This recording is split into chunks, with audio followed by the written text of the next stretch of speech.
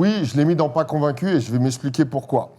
Tu m'aurais posé la question il y a 2 ans où est-ce que je mettais Saladin Parnasse. C'était top 3 MMA français sans problème, showman, tout ce que tu veux, etc. Le problème, c'est que je suis obligé de tenir compte maintenant du niveau d'adversité. Moi, ce qui m'embête, c'est que depuis quelques années, j'ai vu Taira, Asakura, Aaron Pico, Pachimix, Pitbull arriver à l'UFC et se faire déboîter. Et le problème, c'est que c'est bien d'être champion dans une double KT, dans une organisation qui est la 3e ou la 4e division, mais c'est pas l'UFC, et c'est même pas le PFL, et c'est même pas le ONE. Donc finalement, les adversaires que tu as, pour parler vulgairement, comme on dit familièrement en MMA, tu affrontes des plombiers.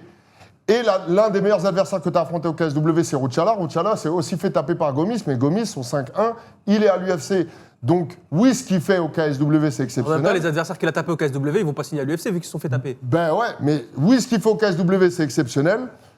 Bravo à lui pour tout l'argent qu'il prend et pour le big contrat qu'il a négocié.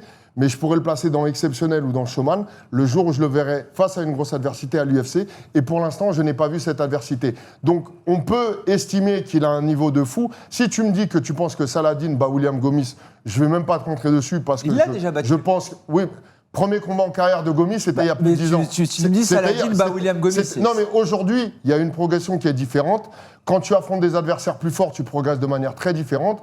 Je pense que le piège pour Saladin, c'est de rentrer dans cette routine au KSW où à la fin de ton contrat, tu vas arriver à l'UFC et il y aura eu il y aura un gap de niveau qui va être très important.